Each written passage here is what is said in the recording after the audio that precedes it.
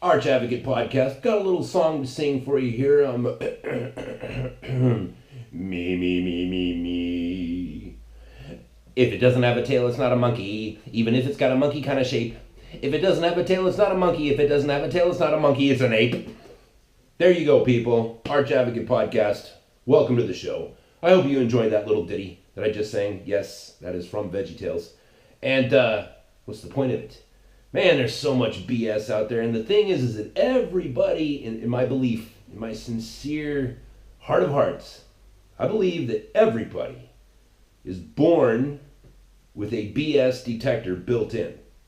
Just as much as you have lungs and a liver, 2 kidneys, like I believe that God himself places inside you a BS detector. Now, some people's BS detector is stronger than others. Mine, I'm telling you, boy, I am telling you. My BS detector, Kung Fu, is strong.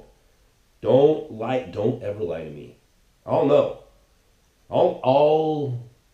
I will pretty much know in that moment. Like, there's been a couple of times where it took me a little while, but, if you took me back to each one of those, I could give you a reasonable explanation. But now I say all that to say, listen, I'm going to be talking about Gillette, the best a man can get. And it's like, I mean, who's the spokesperson for that? It's like, Hi, my name is Cooper, and my parents were socialist Marxists, and they gave me a cool name like Cooper instead of a good, strong man's name. And I'm here to tell you that if I was to shave, which I don't because I've been on estrogen replacement hormone therapy for 3 years, I don't grow hair anywhere. But if I did shave, I would use Gillette. it's like, dude, I'm going to get into that. Let me get into that. But first, let's get our heads right. The only way through the darkness is the light. There's only one way through this. These times that we're living in, the age of shadows, I call it. We're living in the age of shadows, man. There's just lies everywhere. It's everywhere, and it can be very frustrating. You can get sucked in. Not to believing the lies, but just to get so frustrated that everybody just seems so full of cack-a-doodie that you just, it makes you want to throw your hands up and give up. No, I don't want to have kids, man, in this world. I don't want to bring children into this world, because look at this world, man. Everybody's just walking around in darkness. Like, that can happen. That's exactly what the forces of darkness want. Or, right, they either want you doing that, and that, tell you the truth, I'm not really sure which one they prefer, right? They either want you doing that, or they want you to just believe that there is no God, there is no spiritual or metaphysical nature to life, there is no supreme being. They just want you to deny it all and just be like, well, you get this life, and and then you die, and then nothing, then there's nothingness after that, and then it's over, right? And that's nihilism. Right? Because that idea leads you to, like, well, I mean, since that's the case, since there is no real repercussions, there is no real right and wrong, your truth may be different from his truth, and that's nihilism, and it leads you to the inevitable conclusion. It's inevitable that when you work that particular mathematical problem on that basis, the inevitable conclusion is lemmings have it all figured out. Just jump off a cliff, man. It'll all be over, and it doesn't matter, because when you die, there's nothing out there. And all this suffering that life brings to you, it can all be over right now. Doesn't that sound wonderful? That's what that leads to. And that's where, the demons want you there. Don't believe in God. Don't believe there is an enemy of your soul. Don't believe that there's a champion of your soul. Don't believe any of that stuff. Or, for those who do believe, it's like, look, they want to rub your nose in it, right? They want to rub your nose like the thing about rubbing a dog's nose in its own poop is yeah, there's people who say, oh, that's very cruel. It's like, listen, I mean, I think you should do it, but the thing about that is that dogs have an extraordinary amount of smell sensors in their nose, whatever that is. It's like 1,000 times more than what we have, right? Like when they smell something, boy, they really smell it, right? Kind of like if you're walking through the neighborhood on a warm Saturday afternoon and all the men have come out and mowed their lawns, and it's sunshiny and there's the smell of cut grass, and now it's about 4 o'clock in the afternoon. The sun isn't beating down on you so hard, and folks start firing up their grills, and you walk through that neighborhood, and it's like, man, I can feel the sun, I can smell the grass, and oh, what is that? This wisp, this miraculous, angelic wisp of air just passes over my nose. What is that? Oh, I know what that is. That's barbecue. You know that feeling. You know that feeling you get in your body, right? In your soul. Like you can feel it in your viscera when you smell that barbecue. That's like what a dog lives like all the time. They smell everything. And when you rub a dog's nose in that poop, it's like they really, really get the message, like, this is bad, because you're shoving that poop in their nose. You know what I mean? And they don't have, opposable thumbs. They can't, pick their nose and get that stuff out of there. It's horrific. And that's what demons do. It's like, for those of us who believe, it's like they want to rub your nose in the falsehoods, the darkness, the shadows, the complete lack of light, and they want you to go crazy from it. And that's what can happen. And both of those, again, I don't know which ones the demons prefer, because either one of those is good for them, really good for them. You can't do it. And you can't be ignorant either, right? You have to keep your eye on what's going on around you, just like crossing a street.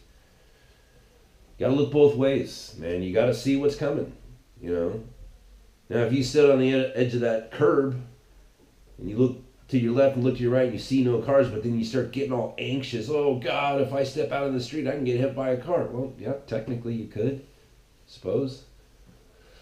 Car can come out of nowhere. It happens all the time. But you can't do that. You cannot stress out about it. You just look, no car, look, no car, proceed to walk across the street. I'm grateful that I know how to walk, and if needs be, I know how to run if a car comes out of nowhere. I'm grateful that I have depth perception and I can step off of this curb and not fall on my face. I'm grateful that, the sun is in the sky and the area is well lit and I can see what, you know what I mean? Like, you just have to live in what you have and not get stressed out about getting hit by a car. It's the same thing. Like, see it, right? Look both ways, see the cars coming, adjust your schedule accordingly, but don't get all stressed out about it. Would you know what I mean? You say, oh, hey, that's a silly example. It's like, no, it's exactly what I'm talking about. It's exactly what I'm talking about.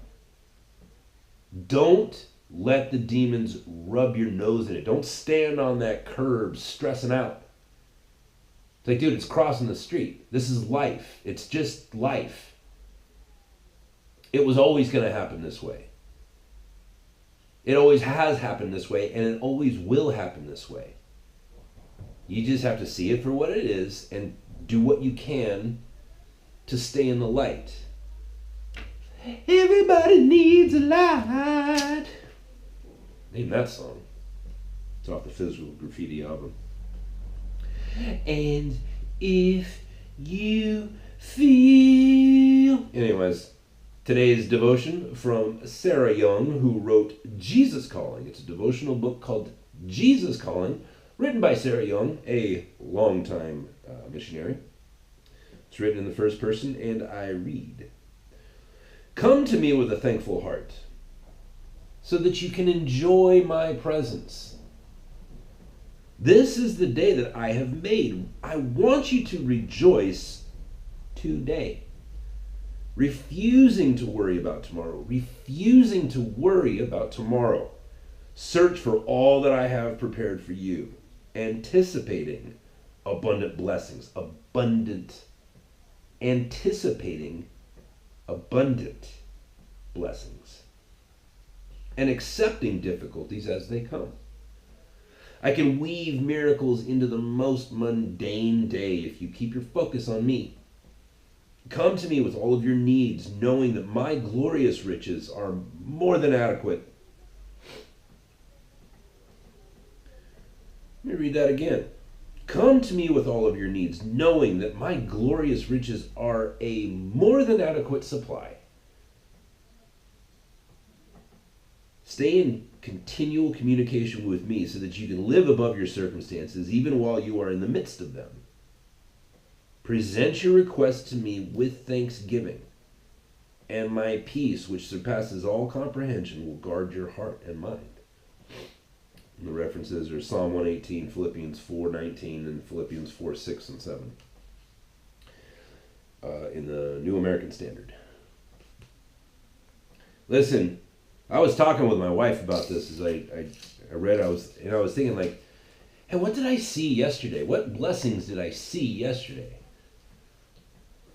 Right? Because if it's all true, if everything in the book, as we are people of the book, if everything in that book is true, that I was blessed by the hand of God yesterday in abundance, what did I see though? Did I see it?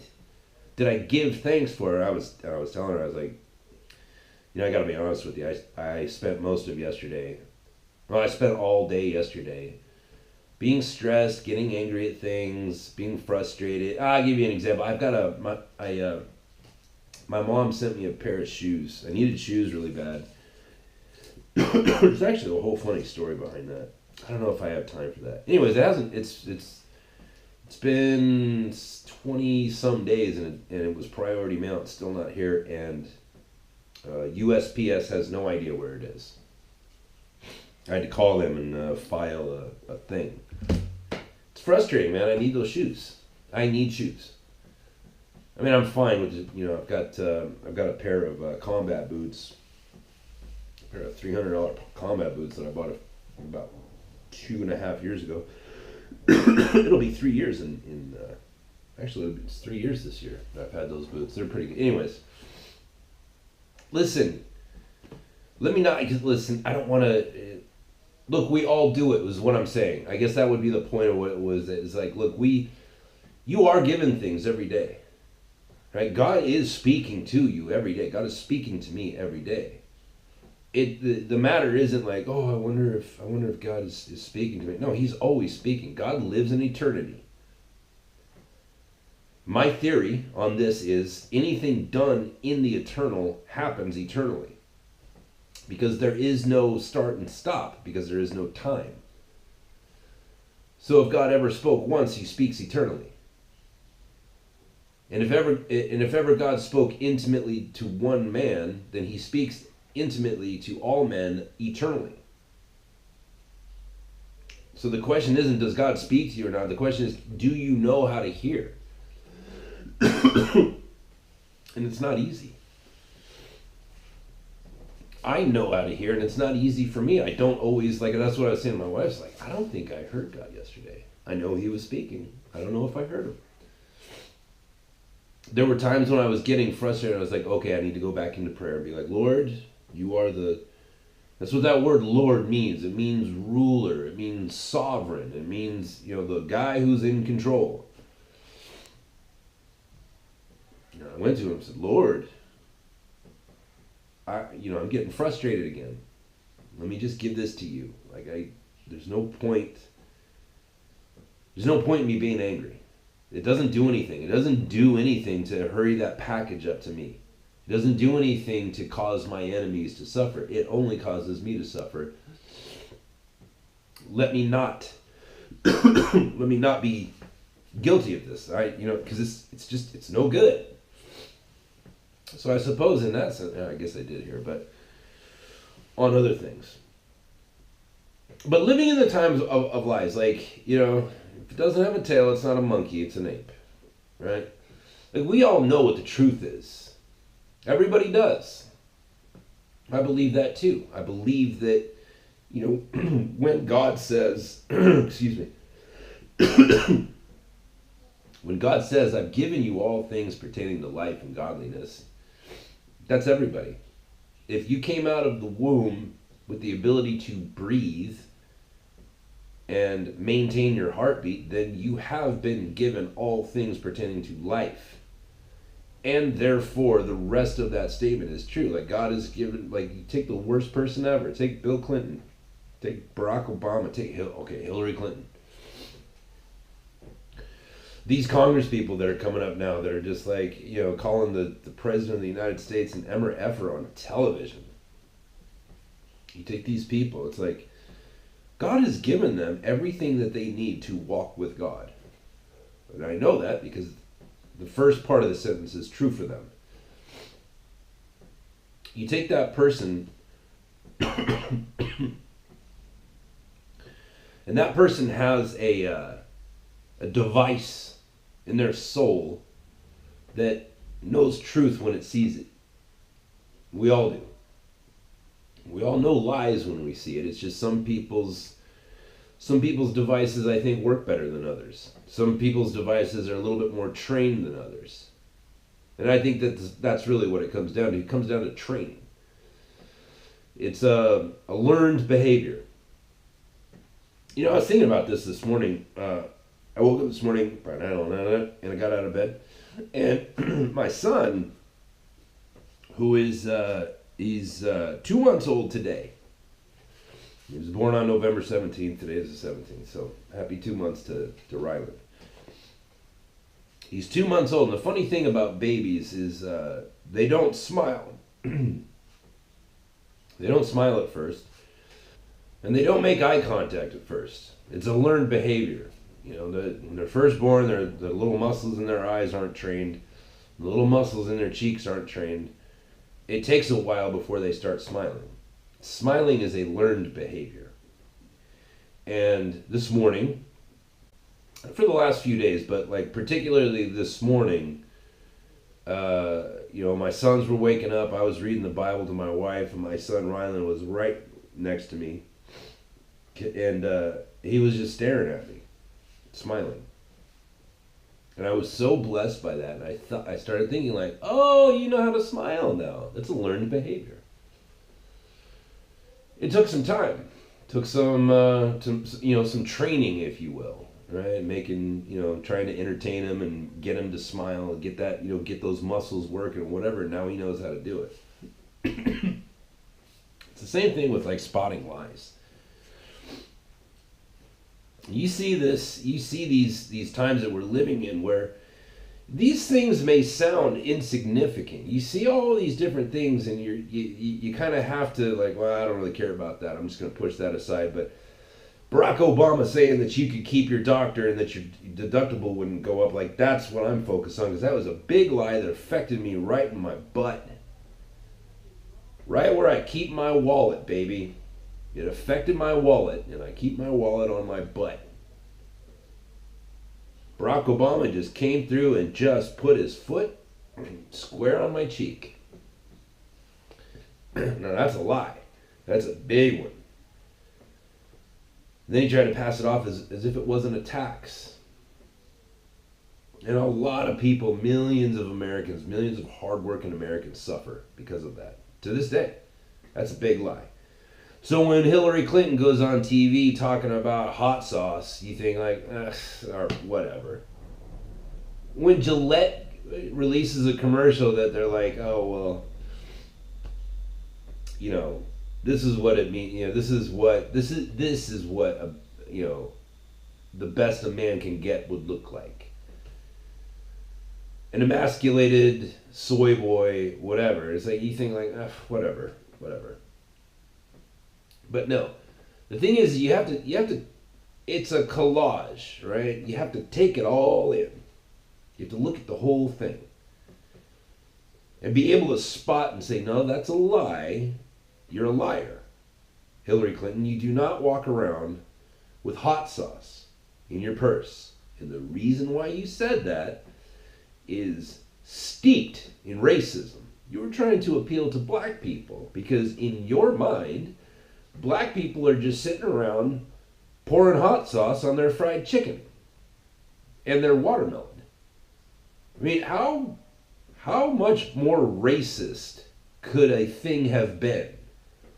Where Hillary Clinton is sitting there being asked by members of the black media, being asked a bunch of questions, and it's like, here, in this script, I want you to ask me, oh, what's something that you carry around in your purse that you don't tell anybody about? Oh, hot sauce.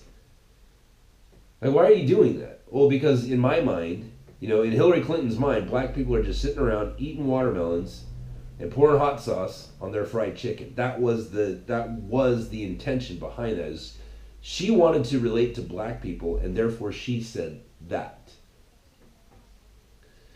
And the truth reveals itself once you peel back this thin little lie that seems insignificant. It seems like, Pete, why are you talking about Hillary hot sauce? Like, nobody cares. It's like, I don't care either. I care about what's behind it, why she did that. I care about the truth behind it, the truth behind the lie. And the truth is that she really despises black people. That's where that comes from. And Gillette, it's like, look, you don't... Sorry guys, I'm gonna have to power through this one. The thing about Gillette with their whole soy boy thing is it's really bizarre to me, because even though academia is completely ransacked, the fact is that these crazy liberals that you see on college campuses, like at Evergreen State and Berkeley and probably Rutgers and North Carolina and all that. It's like those are the East Coast schools. The rest of the country, East Coast and far West Coast, and it's just a handful of them. The rest of the universities in America, if you went there, you would see normal people for the most part. Texas Christian has gotten kind of weird and whatever, but the thing is that Gillette made a decision. They're like, you know what? Our marketing research has told us that we need to market to these SJWs. We sell a product for men. Yes, we make ladies razors too. Which, by the way, ladies' razors suck. If you're married, your wife always ends up using your razors, because the ones that they make for women, they suck. They're awful. They end up using yours because it's like, no, this works. Anyways, I digress. We make a product and we sell it to men because men shave, and that's who we need to sell our product to. And they decided that the best way that they could ensure their future financial success was to market directly to the soyed, crazed youth of America. And it's like, I'm sure your marketing research was correct. I just don't think it was complete. There is no way that every man in America is going to watch that commercial and be like, if I buy Gillette, I'm going to feel like I am conquering racism and bigotry and toxic masculinity. There's no way. This is going to blow up in their face. You mark my words. We already have other options like Dollar Shave Club, and then there's the other one from Germany and whatever. Like you already have options, and you already know that if you're not currently buying Dollar Shave Club or one of the other ones, that you're blowing through money. A razor is it's like the wheel. It's like it can't be reinvented. You know what I mean? Like you make a good enough product, and that's going to be the apex of it. When it comes to razors, it's like there's really no way to screw this up. So if Dollar Shave Club is making good razors good enough that people keep buying them, then it's like, well, it's got to be exactly the same. Only it's 90% off. This is not going to work out well for Gillette. And why? Because it's a lie, even if they don't realize it. You're trying to appeal to grown men who are so grown that they have to shave. But if you're appealing to these soy boys who are sitting around drinking soy and popping estrogen pills so that they can be more effeminate, then you're not going to be selling razors to them anyway. That's what I'm saying. It's like when it comes to the money, why would you do that? Like, you need to have like a big old lumberjack on your commercial. Like you're not here to solve the world's problems, Gillette. You're here to sell a product and make money for yourself, for your family, for your stockholders. You have a responsibility to move your product. You know what I mean? Like I've used this analogy before. It's like, you will never, like, if you turn on the TV tonight, what is it, Thursday? You turn on the TV tonight to, prime time, whatever television show is popular right now. Is it Gilligan's Island? I can't remember.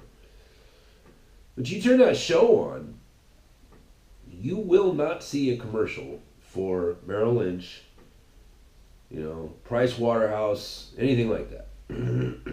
Maybe Price Waterhouse, but you won't see any of the brokerage commercials. You know why? Because market research says that people that have the kind of money that they're looking for do not sit around on their ass and watch Gilligan's Island. They're not going to market to you. They don't want you. You turn on golf on Sunday, on the other hand. Nothing but Merrill Lynch, Goldman Sachs, Birch Gold Gang. It's nothing but financial services commercials. Why? Because they know, like, if you're watching this on television, golf is very difficult to watch on TV. You have to be really into it, and I am not. Now, I will whoop your ass at some golden tee now. You can take that to the bank. But I don't, I never got into golf. Not the way normal people do it. Right? Like, back in the day when I was in the Marine Corps, like, our staff sergeant used to take us to the base golf course and just buy us beers, and we would just get hammered and just smack golf balls around, and, like, with no real objective. It was hilarious and fun. But I'm not interested in golf. Right? I just never grew. It never grew on me, and so to sit and watch a golf game is out of the question. I've done it, but it's just like, no. This is going to take 3 hours, and I'm not going to be interested really at any point. And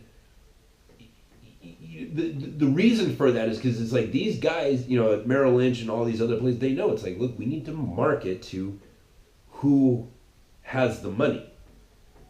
You know what I mean? Like, we're not here giving money to this network, to ESPN or whoever it is that plays golf games on their channel. This isn't show friends. This is show business. This is the business of show. And on this show, I know that the people watching this show are between the ages of 28 and 65, who are in the top 25% of earners in America, and we want their money.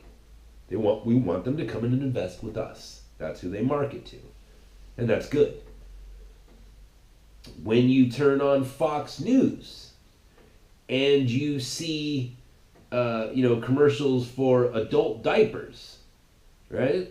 Because it's 10 o'clock at night and whoever's on the show, it's like, well, because they know that the people who are watching at that time are the kind of people who most likely didn't take care of their bodies and are older now, and now they piss and poop their pants. That's literally why those commercials are on there. It's called market research. The reason why when you turn on Fox or CNN or MSNBC at 8 o'clock, 9 o'clock, and 10 o'clock, and they have the Viagra or whatever commercials, with the two older couples sitting in the bathtubs on the cliff with the sunset in the background, it's because they know.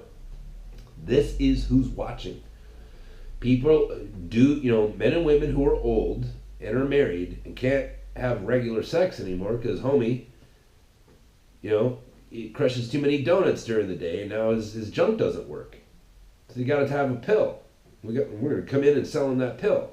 Because we know the market research has shown that this is who's watching. This is the best way for it. Like, those decisions are not made lightly. Millions. Tens of millions. And total collectively between Pfizer and Merrill Lynch and, Depends Undergarments and all these different places, all these companies, total composite, it's billions of dollars has been spent on market research, and it's good money, and their findings are protected like the nuclear codes. The information that they have is very well protected. They're trying to sell to a particular audience. And so now Gillette comes out, a company that sells a product for men who have beards like mine, right? You guys, on the podcast, if you've never watched the YouTube show, you'll notice that every Thursday and Friday, like, my beard comes in. I don't like to shave very much, so I tend to do it once a week. Got a thick beard. And I actually have already purchased Gillette razors, so I'm going to have to use those until they're done and then buy something else. But it's like, dude, you have to sell me a product. And boy, you're taking a huge risk, because now I'm pissed off at you for trying to soy down and girl down and emasculate. Emasculate means to cut off male genitalia. You're trying to emasculate men by telling them that they need to be, little sissy la-la boys. Okay, well, I'm not going to buy your product anymore. Now you've pissed me off. Now you've pushed me to the point to where I realize, I should have been buying Dollar Shave Club this whole time. I've been wasting money on your product. Now that you pissed me off, now you've pushed me over the edge. Because you lied to me. You lied. You didn't do your research. You didn't, you know what I mean? You want people to feel good and confident in your product. Trying to make people feel guilty, like, oh, I feel so guilty because I'm a man. It's like, no. Men build things. Men build homes for their wives and their children. They build roads in which you can drive on. And they build schools in which to drive from your home on the road to the school so you can take your kids to it. Men build things. And when the enemy comes to our door, men kill people. And it's ugly business. You don't want the women and children having to do that, having to defend their homeland and keep the rapists and the ransackers, the Vikings, if you will, to keep those people away. That's what men do. You want to take away from that? That's a lie. You're lying. Trying to say that masculinity is bad, you're lying. That's not the truth. That's not the truth. And when you do that, what you're telling me is that and Owen Benjamin made this point, and I had already had this point in my mind, so I'm not stealing, but it's, when you do that, you see, I have 2 sons. They're babies, both of them. They're both little baby men. And when you go on TV and spend millions or hundreds of thousands of dollars, whatever it costs to run a commercial, whenever they ran it, you spend that money to deliver that sermon. What you're telling me is that my sons are evil. You just called my babies evil. So, EPH, F, right? EPH would be pronounced F. EPHU, Gillette, F-U. You just called my sons evil.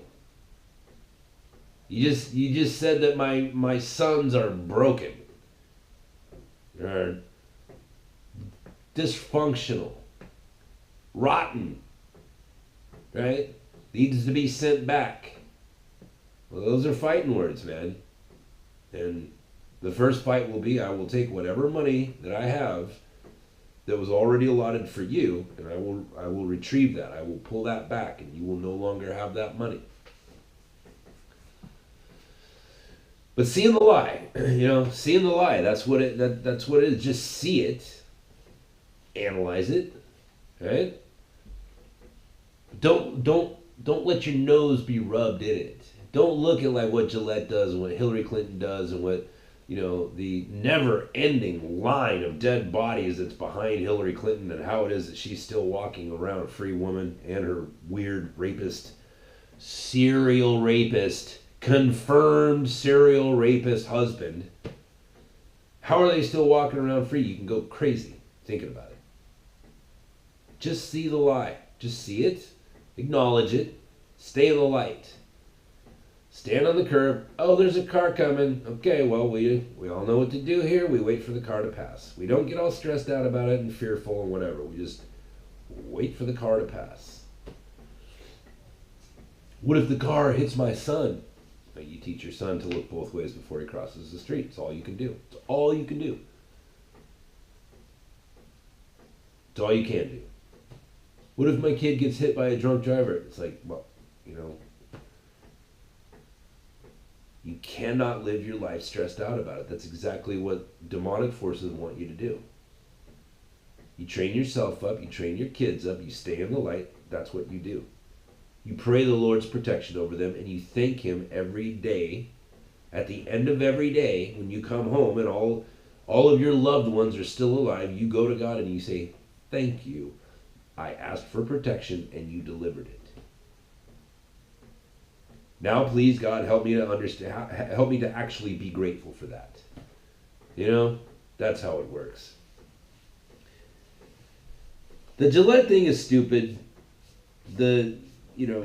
It's the way that these people are talking out of both sides of their mouth, because it's like it's all of them.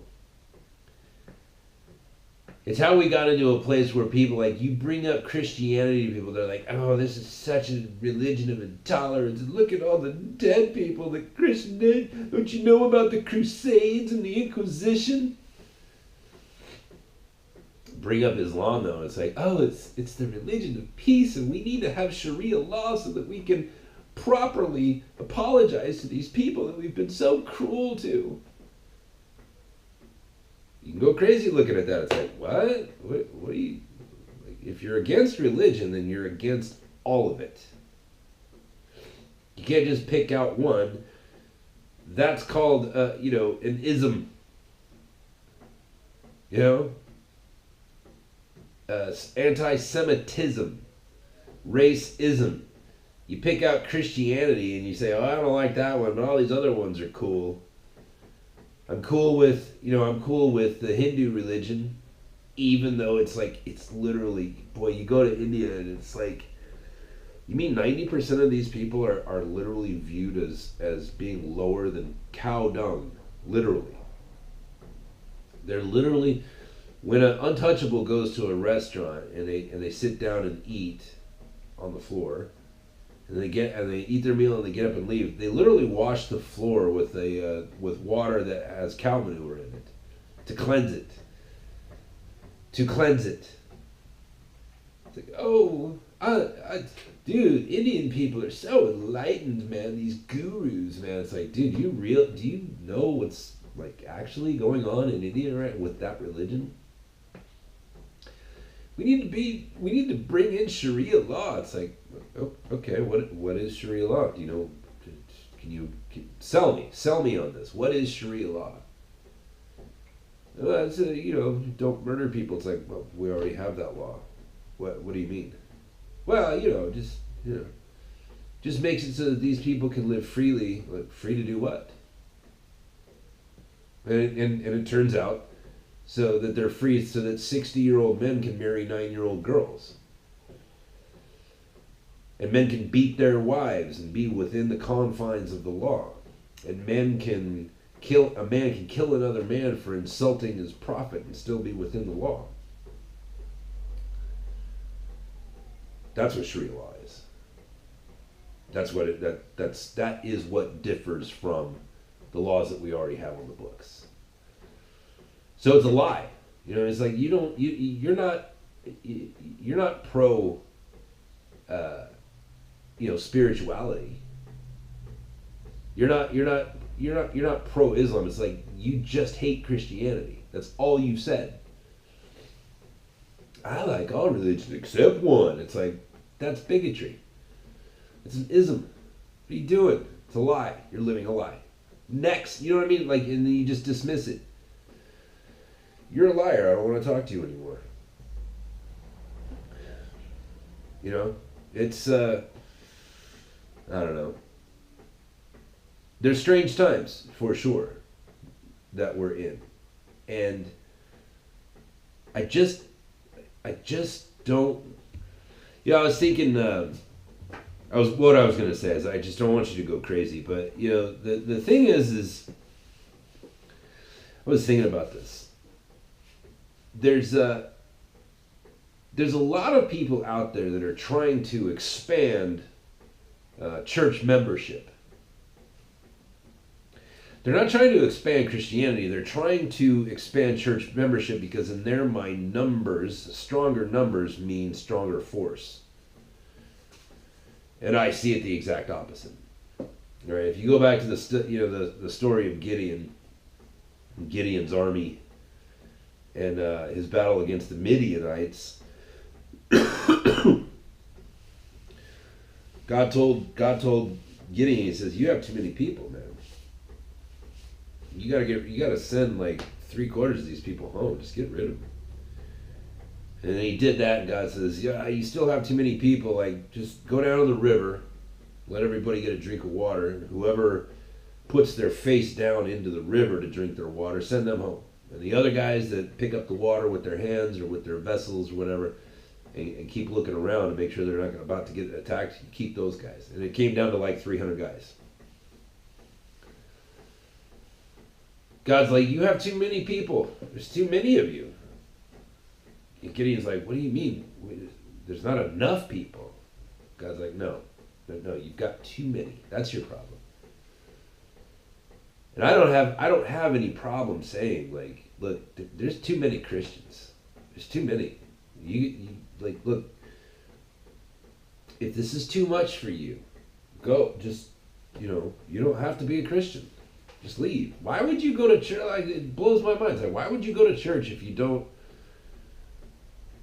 have any interest in coming to that place where you finally just say, you know what, I do believe this, and I'm going to put my whole life into this, and I'm just going to pray, and I'm just, if I start sensing any sort of direction, to pray even more, and start getting that sense that like when I'm starting to stress out, and all of a sudden out of nowhere my mind goes to, oh, you need to pray right now. That's the voice of God, and if you focus in on it, it gets louder and clearer the more time goes on. If you believe that, and you're that, either you've put it off and you're ready to endeavor, and that's like, okay, that's cool, but it's like, dude, if you know that you're never gonna, it's like those people that are like, when my kids have moved out of the house and I've retired and I'm 65 years old and I've got the Social Security and I've got the Winnebago and I've got the boat in the front yard that I never take out and I've got the the golf set and I've got the this, that, then I'll do it. It's like, dude, you're never gonna do it. Just stop. Church has to be absolutely miserable for you. You must just be bored out of your skull, just waiting for that dude up there on the stage to shut his mouth so you can get home, watch the game. Dude, just stay home. Like, why would you do that to yourself? That sounds awful. Go home. Leave. Christianity isn't for you, dude. There's too many Christians. And I don't have any problem saying that, and I wish for their sakes. You know what I mean? Like, just stop. You're just, it's like you're torturing yourself. Why would you do that? But for those that know, right? For those that believe, and maybe you've shirked some of your responsibilities, but it's like, I need to finally find out. I need to find out if there's truth in this. I just want to know if there's truth in it. If that's you, like, then dive in. Like, do it now, because man, these are scary times. Dark times. exciting times, adventure time, forgive the correlation. See it for what it is, man. See that that there is a swath of people in the world, you know, the ones that we can see are in the Western world. What's going on in France right now, what's going on in the EU, what's going on in America. Like, you can see that there's people, you could walk up to them. You could walk up to them and say, look, here's a duck. See this duck that I have in my hands? It's a duck, you can see it. Now watch, I'm going to put it on the ground, it's going to walk. It's going to walk like a duck. As we all know, if it walks like a duck, and in fact it is a duck, then watch, after I'm done letting it walk, I'm gonna kick it in its duck butt into the lake, and it's gonna quack. And it walks like a duck, it quacks like a duck, and it is in fact a duck, which I've showed you. They will say, I have no idea what this is. This could be anything, man. What if it self-identifies as a dog? What if it self-identifies as a spaceship? It's madness. It's like, dude, it's a duck. I just showed you. Well, you know, I don't know about, you know, I think masculinity is bad. And, you know, if a man wants to put on a dress and some makeup, you know, shave his face really well so that his face is somewhat smooth and call himself a woman, a ma'am, well, then that's a woman. It's like, no, dude, it's a duck. You're living in a lie. I just showed you it was a duck, right? If it doesn't have a tail, it's not a monkey, it's an ape. You see a primate, if it has a tail, it's a monkey. If it doesn't have a tail, it's an ape. Things are what they are, and you know what they are. You know what they are. You know when you see it. That's called truth. Live in that. It'll set you free. You start getting into opinions. You start letting your life be run by your opinions. Oh, I don't know. Maybe this guy's a good part. It's like, no. Opinions lead to narcissism. Thinking that you know. No, everybody's not entitled. Well, I mean, you're entitled to an opinion, but you're not entitled to share it. I'm certainly not. Your entitlement is not my obligation. If your opinion is that Karl Marx had it all figured out and we need to be socialist, that does not obligate me to live as a socialist. And if you force me into that position, the snake is gonna bite you. Don't make me come back to America, people. Just kidding. I want to come back so bad. I want to come back so bad. I'm living in a country that just, you know, is still very much socialist, and they were full-blown communists like 20 years ago. And there's so many things that I see that just on the minds of the people here, it's bad, man. It's really bad. It's bad for the soul of people. It just crushes the soul. It's like, here's this nation, and it's smack in the middle of Greece, right, which is a fairly advanced westernized nation. You know, they have most of the same stuff we have. And then you've got Montenegro, and then Croatia, and then the former Czech Republic, whatever they're calling themselves nowadays. It's like, you know, if I drive, I don't know, 3 hours to the north, I'll be in a place that's, except for the language, just like America. For the most part, not everything, but very similar. And if I drive, you know, 3 hours to the south, I'll be in Greece, and it's like, except for the language and the hairiness and the smelliness of the people, pretty much America, right? Almost, you know. And then I'm in this little tiny nation. It's like, dude, they never got past it. They never grew out of it. They still, even though they're not communists, like, they still have the mentality, and so they don't innovate. These are one of the hardest working people I've ever seen, and I have seen some hard workers. Believe that. These are one of the hardest working people I've ever seen, but they don't believe in themselves enough to innovate. and to demand more of themselves and the people around them. You know, and it's like you're living in the lie of communism. You know that you're not in control, and that the politicians are ultimately your leaders and all that stuff. It's like, and that's there's a lot of people in America that's happening too, and it's like, oh no, you're living a lie. I'm not going to do it. I'm not going to do it. I'm not going to live in a lie, and I'm going to train my BS detector. It's like, man, if a politician is up there saying he's going to solve the healthcare problem, it's like, you're lying. Nobody's been able to figure that one out. And if you say anything that anybody else has ever said, then you're lying, because you know what I mean? Like, if you came up with look, Eric Weinstein, who I'm not a fan of the intellectual dark web, but Eric Weinstein or his brother Brett, the fatter one, the higher mathematical one. He really has some very interesting proposals on like economics and things like that. It's like, oh, I've never heard, like when he talks, it's like, oh, I've never heard that.